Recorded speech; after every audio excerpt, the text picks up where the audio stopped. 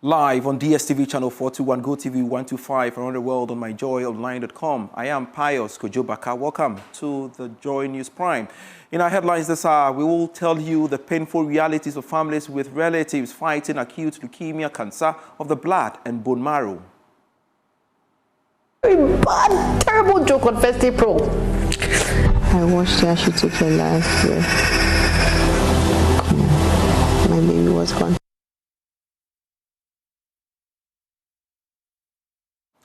Also in this bulletin, Deputy Finance Minister calls support of MPs ahead of consideration of the 2026 budget, as he insists the 2026 budget will build on the economic stabilization project embarked on in 2025 by the government.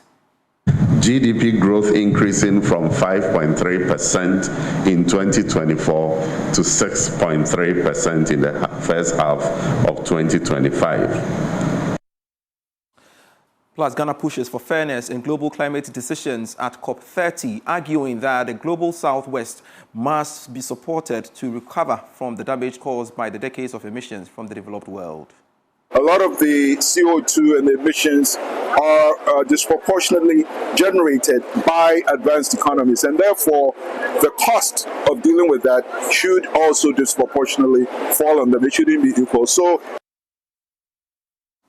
we are your home of independent, fearless, and credible journalism. Please do stay on for details.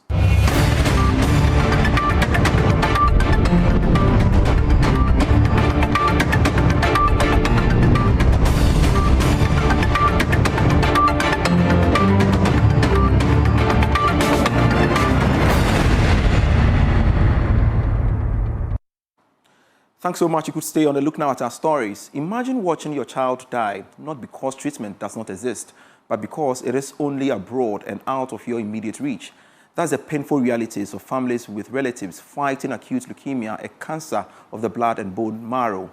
In our outline documentary titled Leukemia Last Chance Abroad, produced by Emmanuel Jivenu, highlights the urgent need for establishing a bone marrow transplant unit here in Ghana. Jesus.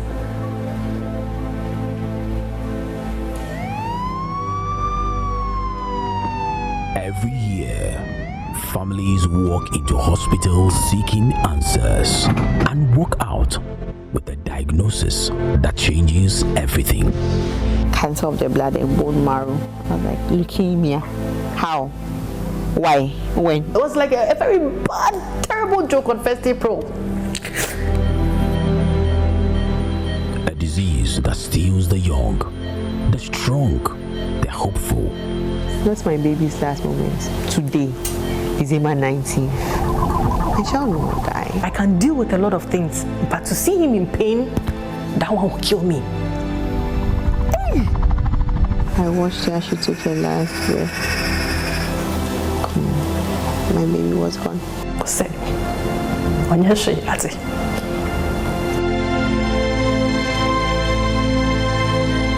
the treatments can be quite difficult and also expensive. The average Ghanaian, we can't afford it. We're so broke to the point that we couldn't afford to pay our hotel bills. They sacked us from the hotel.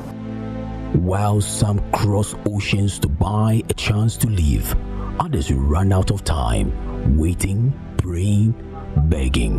When I would have turned out better if we had the facility here. A more sustainable solution would be to have a center here in Ghana and West Africa.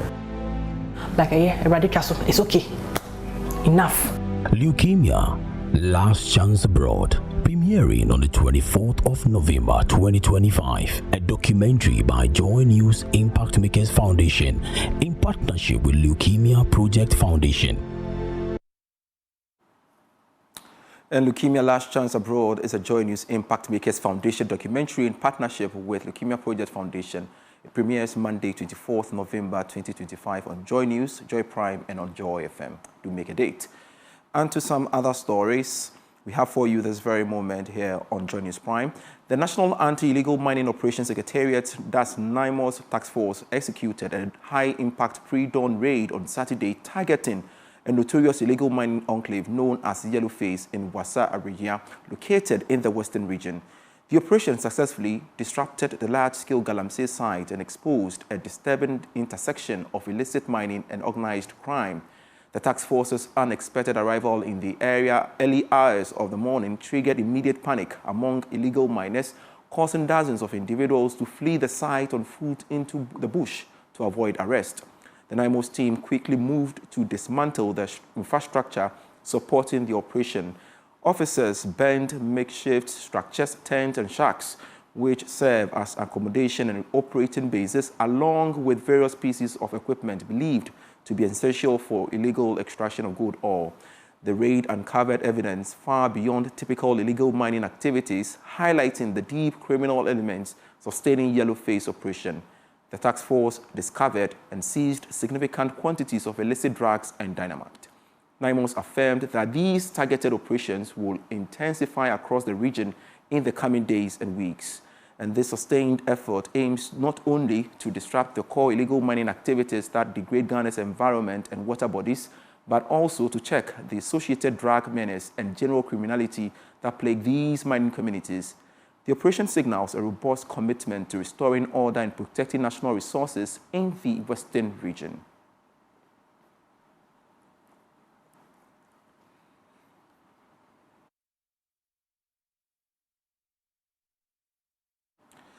And to some other stories, Deputy Finance Minister Thomas Nyakuampem is courting the support of MPs ahead of Parliament considering the 2026 budget. Last Thursday, Finance Minister Dr. Kasela Tuforsen presented the budget, highlighting what the government says has been a solid work to stabilize the economy. Thomas Nyakuampem says all the indicators point to the stable economy and the 2026 budget will build on that. The 2026 budget builds on the stability of 2025 and channels it into action that delivers more jobs, better infrastructure, stronger industries, and better public services. Our request for approval is driven by the progress made over the past 10 months, including GDP growth increasing from 5.3% in 2024 to 6.3% in the first half of 2025, driven by strong performance in services, agriculture, and construction. Inflation declining sharply from 23.8% in December 2024 to 8% by October 2025. The cedi appreciating 34.9% against the US dollar compared to a 27.1% depreciation over the same period last year. International reserves rising to $11.4 billion, covering 4.8 months of import. A significant improvement in the fiscal position with a primary surplus of 1.6% of GDP by September 2025, compared to a deficit of 2.2% a year earlier.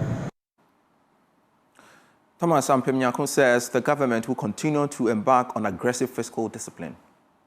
Of these major reforms, we count on you, honorable members, to continue to place the interests of public finance and economic transformation high in your considerations. On the expenditure side, we will continue to rationalize spending by eliminating low-value programs and streamlining earmarked funds, freeing fiscal space for critical priorities like roads, energy, and education. Through the 2026 budget, government proposes to, among others, reinforce the commitment authorization process to ensure that no new projects are initiated without budgetary approval or funding. Prioritize capital investments in infrastructure and growth-enabling sectors with special focus on the Big Push program and the 24-hour economy program. To one of our lead stories, Ghana is pushing for fairness in global climate decisions at COP30, arguing that the global south must be supported to recover from the damage caused by decades of emissions from the developed world. Advisor to the President on the Sustainable Development Goals and Chairman of the National Development Planning Commission, Dr. Nimue Thompson, argued that the climate crisis was disproportionately caused by richer nations and insisted they must be prepared to also disproportionately be fair in their solutions being put on the table. He made the remarks in an interview with Joy News on the sidelines of the ongoing COP30 in Brazil. We want fairness, fairness in international trade, fairness in bearing the cost of the climate crisis. A lot of the climate crisis is a result of industrialization by the Western nations, which occurred 300 years ago, when we had virtually nothing to do with that. And even now, a lot of the CO2 and the emissions are disproportionately generated by advanced economies, and therefore the cost of dealing with that should also disproportionately fall on them. It shouldn't be equal. So basically we are calling for justice, we're calling for fairness in shouldering these responsibilities, and that will include adequate resources for those of us who did not cause the problem but are disproportionately affected by it, to be able to deal with them. Dr. Thompson added that Ghana must position itself to fully access global climate financing opportunities to accelerate adaptation and mitigation measures. Some of the specific issues here. The issue of financing is top. As you know, there are always limitations in terms of financing for development. We are here looking for options or opportunities for sustainability issues on financing. There are many funds around the world actually running into billions of dollars that we can tap into, but we need to have a plan.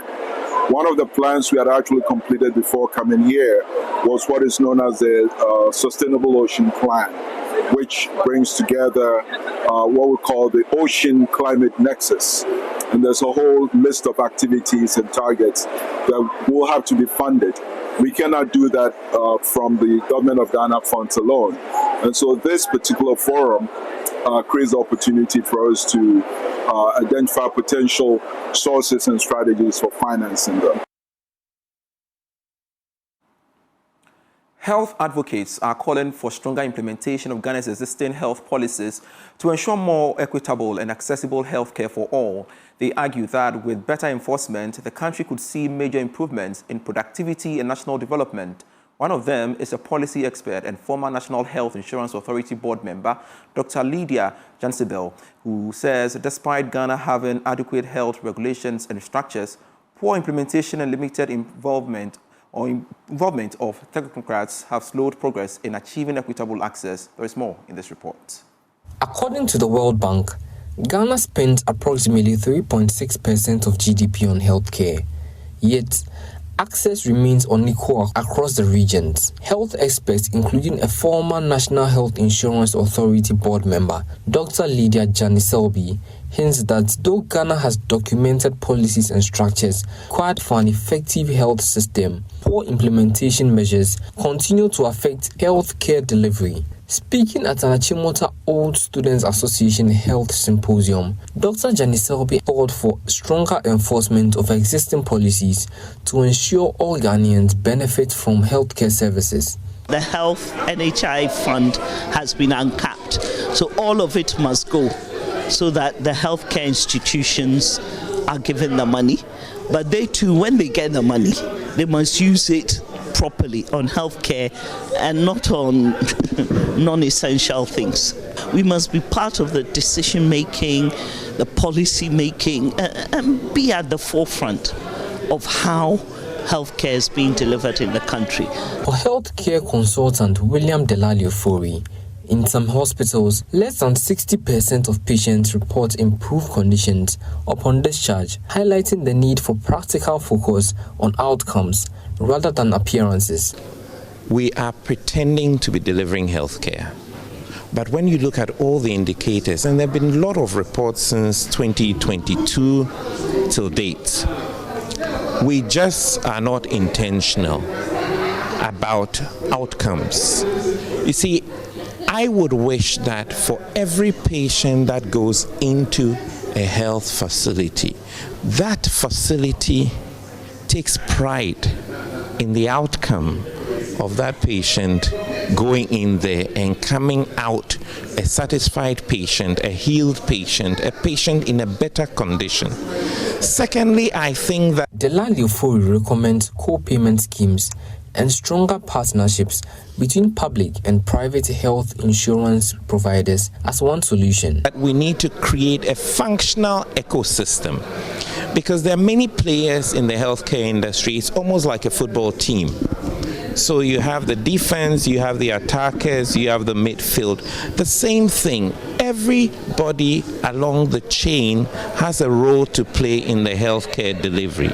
With the rollout and implementation of the Mahama Cares Initiative and the uncapping of the NHIA Fund, healthcare professionals are hopeful for reform. However, the experts caution that success demands unsustainable financing and depoliticized management to ensure policies translate into real impact for patients across the country. NPP flag-bearer hopeful Dr. Mahmoud Bawumia has urged Ghanaians to take inspiration from the life of the late former Vice President Aliu Mahama, describing him as a rare unifier whose legacy still binds people together more than a decade after his passing. Speaking at the 14th commemorative Adwa, which means prayer in Islam, Dr. Mahmoud Bawumia said Aliu Mahama's ability to bring people of different backgrounds together was one of his redefining strengths and remains a quality the nation needs today. He reflected on how the late former vice president consistently broke barriers, be it political, ethnic, and religious, without making a show of it. The following report has more. According to Dr. Mahmoud Bawumia, former Vice President Aliu Mahama naturally drew people in, resolving tensions quietly, strengthening relationships, and treating everyone with dignity. Dr. Bawumia noted that even in death, Aliu Mahama continues to gather people who might otherwise have no reason to share the same space, a testament to the unifying energy he carried throughout his life. Pray for children who will not forget you. And they have not forgotten him, and we are all going to continue remembering him and bringing us all together. You can see that Aliu was a unifying force. His Excellency was a unifying force, and he's bringing us all together today. And we just have to pray that God continues to have mercy on his soul and grant him Jannatul Firdaus. Describing Aliu Mahama as an honorable man, former President Akufo-Addo highlighted the qualities that defined him: quiet, integrity, dignity, and a strong work ethic anchored in service to the nation. He said the late vice president's passing still weighs heavily on him, not only because of the closeness they shared, but because Ghana lost a leader who embodied sincerity and dedication. This was a very honorable, respectable man, a man of great integrity, who worked very hard for our country. His death continues to be a matter of profound sadness for me. NPP MP for Yendi Farouk Mahama urged Ghanaians to draw inspiration from his father's legacy of coexistence. He said the diverse gathering showed unity is still achievable and called on communities to uphold dialogue and mutual respect. Former MPs present here, my uncles, Abraman Alassane, Alhaji Mahadi, all the family, everybody who has come here to show love to Alhaji Aliu Mahama. It is his strength, his character that translates between all of us. And today we should do good, and tomorrow when you are not alive, you will be remembered for. And let it be that today the Aliu Mahama family, led by my uncle Alhaji Ziblila, and the Zongoda Mahama family, and the Yana of Yendi, we appreciate everybody coming here. The late former Vice President Aliu Mahama, who was the first Muslim Vice President in the Fourth Republic of Ghana, died on the 16th of November 2012 at age 66. You're still watching JoyNews Prime. We have more for you after this break.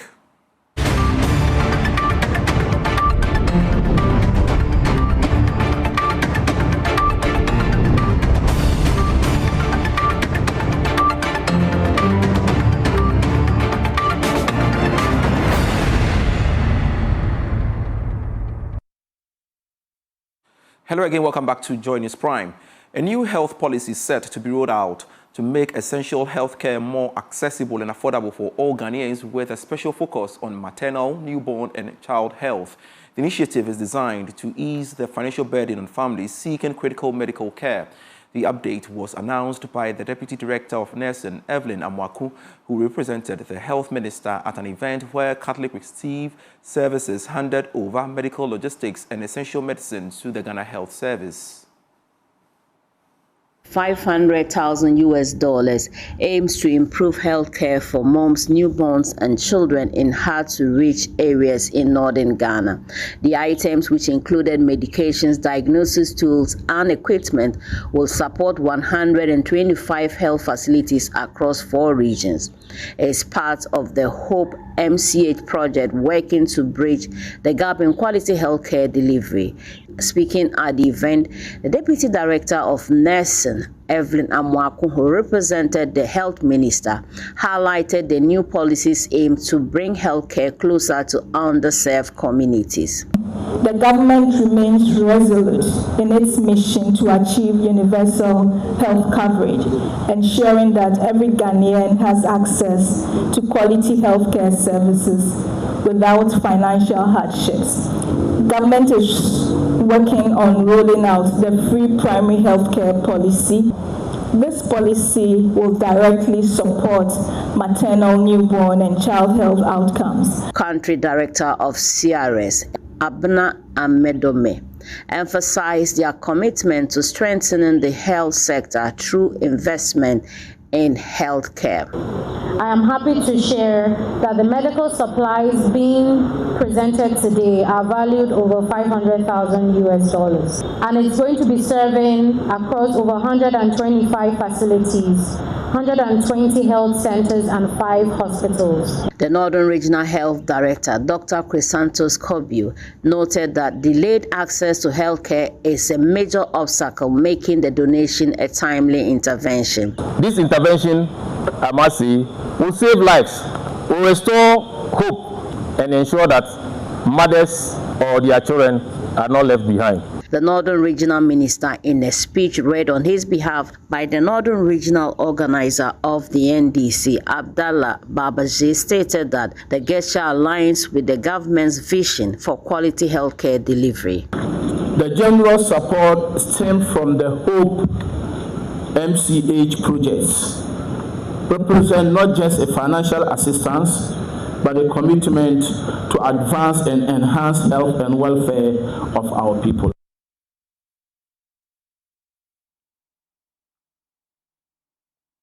The Upper West Regional Director of the National Youth Authority, Vida Adi, is urging young people across the country to take full advantage of the Youth Leadership Fellowship being implemented by the authority to transform their lives. According to her, districts across Ghana continue to grapple with unique challenges, from unemployment and climate change to digital exclusion. Issues, she says, demand innovative, youth-driven solutions. The Youth Leadership Fellowship aims to build a new generation of young leaders who embody integrity, creativity, and strong sense of national purpose. Vida Adi made these remarks at the training program for 11 young leaders drawn from the 11 municipal and district assemblies in the Upper West region. Rafiq Salam reports. The Youth Leadership Fellowship is a national flagship program implemented by the National Youth Authority designed to identify, equip, and empower young leaders drawn from each of the 261 metropolitan, municipal, and districts in the country to become transformational leaders and change makers in their various communities. Through an intensive year-long fellowship, the participants will receive leadership training, mentorship, and support to implement innovative district-level projects that will address local developmental challenges. Speaking at the Work Cohort Youth Leadership Fellowship, Upper West Regional Director of the National Youth Authority, Vida Adi, posited that the program, which is aimed at building the leadership capacity of young Ghanaians, directly contributes to national priorities in youth empowerment, skills development, and inclusive governance. Here in the Upper West region, we are privileged to have 11 participants representing each district in the Upper West region. And as we are here, I want to urge all of you, this is a privilege and an opportunity for us as young leaders to learn and go and give back to our community. Director of Training at the National Youth Authority, Ernest Amako, urged the participants to engage, share ideas, and challenge themselves to think differently. He stated that the future belongs to those who are ready to serve with heart, lead with vision, and to act with courage. So far, the response has been good. It's been okay, and we hope that they will be ambassadors and to champion these areas in their various communities. And that's all we have for you by way of JoyNews Prime. I am Pius Kojobaka. Do have a lovely evening.